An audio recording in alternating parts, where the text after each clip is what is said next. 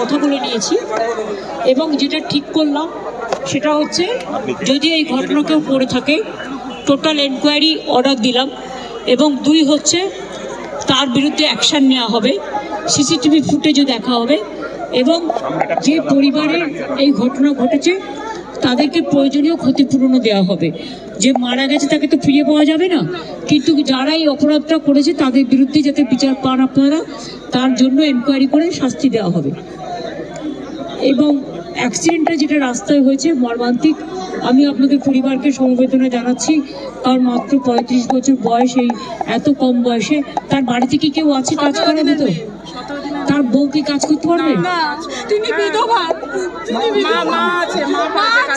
মা তো আছে, মায়ের কত বছর বয়স?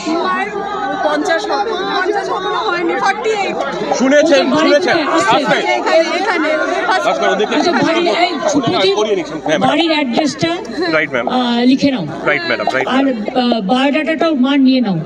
আমি আমার কোটায় যে চাকরি হয় বছরে 2টো, আমি তার থেকে একটা করে দেবো, কাছাকাছি করে দেবো যাতে উনি মানে সংসারটা চালাতে পারেন।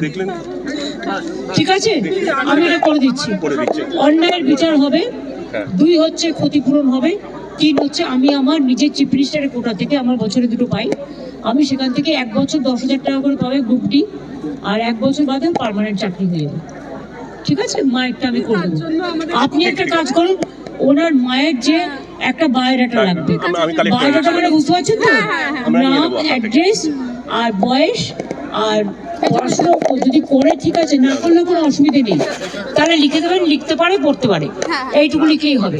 এখানে আর কোনো কিছু নির্দিষ্ট কিছু নেই, শুধু এইটুকু লাগে কারণ গভর্নমেন্ট সার্ভিস বলে।